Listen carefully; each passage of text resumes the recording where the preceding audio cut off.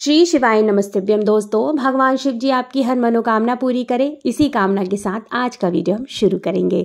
दोस्तों, आज इस वीडियो में विस्तार से आपको बतलाने वाले हैं कि साल 2024 में हरितालिका तीज, जिसे तीजा व्रत के भी नाम से जाना जाता है, तो ये व्रत किस दिन मनाया जा रहा है। साथ ही आपको ये भी बतलाने वाले हैं विस्तार से कि मेरी किसी भी माता बहन का व्रत अगर बीच में छूट गया है और वो इस साल नया व्रत उठाना चाहती हैं, तो क्या वो नया व्रत उठा सकती हैं या नहीं उठा सकती हैं, और साथ ही साथ नया व्रत उठाने के या पहला नया व्रत उठाने का क्या क्या नियम है, संपूर्ण जानकारी आपको इस वीडियो में देने वाले हैं। तो वीडियो को पूरा ध्यान से अंत तक सुनिएगा। दोस्तों, वीडियो पसंद आ जाए तो वीडियो को छोटा सा एक लाइक कर दीजिएगा और अपने ही चैनल को जरूर से सब्सक्राइब कर दीजिएगा। तो चलिए सबसे पहले तो जान लेते हैं कि साल 2024 में हरितालिका तीज का व्रत किस दिन मनाया जा रहा है। तो 6 सितंबर दिन शुक्रवार साल 2024 को हरितालिका तीज का व्रत पूरे विधिवत तरीके से सुहागन महिलाओं के द्वारा किया जाएगा, अपने पति की दीर्घायु के लिए एवं अखंड सौभाग्य की प्राप्ति के लिए। अब बात कर लेते हैं कि अगर किसी कारणवश मेरी माताओं बहनों का व्रत बीच में ही छूट गया था, तो क्या वे इस साल नया व्रत उठा सकती हैं या नहीं उठा सकती है।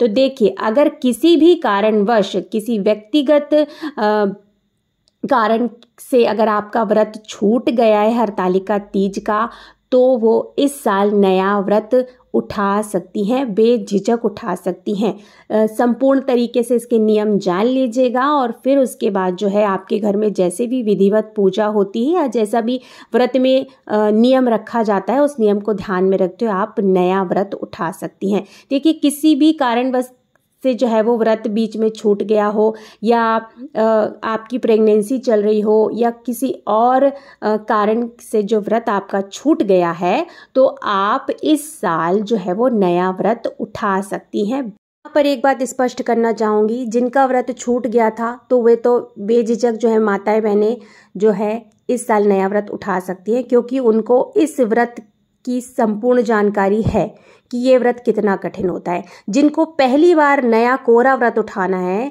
जिनकी इस साल नई शादी हुई है या पिछले साल जो अधिक मास लगा था तो उस कारण से जो है वो नया व्रत हरितालिका तीज का नहीं उठा पाए, उनको यहाँ पर थोड़ा सा मैं स्पष्ट बताना चाहूँगी कि हरितालिका तीज का जो व्रत किया जाता है वो बिल्कुल निराहार किया जाता है, ना ही पानी पिया जाता है, ना ही कुछ खाया पिया जाता है।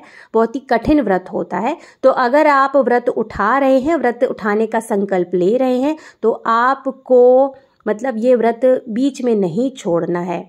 ठीक है कि इस साल व्रत रख लिया, अगले साल व्रत छोड़ दिया, ऐसा नहीं है। हाँ, वो जो है वो उस स्थिति पे जो है वो निर्भर करता है कि आपकी उस समय की स्थिति क्या है, लेकिन आपको जानबूझकर जो है वो व्रत छोड़ना पकड़ना नहीं है, क्योंकि सुहाग वाला व्रत है, बड़ा व्रत है, तो आपको संपूर्ण नियम से इस व्रत को करना है। अगर आप मतलब जीवन पर्यंत इस व्रत को कर सकती हैं तो आप व्रत का संकल्प लें, क्योंकि व्रत थोड़ा सा जो है वो कठिन होता है। ठीक है, अब मैं आपको यहाँ पर एक और जानकारी दे देती हूँ कि जिनको नया व्रत उठाना है वो नियम क्या क्या हो सकते हैं। तो जब आप पहली बार शादी के बाद पहली बार इस व्रत को उठाती, क्योंकि कुंवारी कन्या भी जो है वो इस व्रत को रखती हैं, लेकिन शादी के बाद आप पहली बार जो है वो व्रत उठाना चाह रही हैं, तो कुछ नियम है, चलिए बताती हूँ आपको। आपको व्रत में बिल्कुल निराहार रहना है, ना ही पानी पीना है, ना ही कुछ फलाहार वगैरह करना है।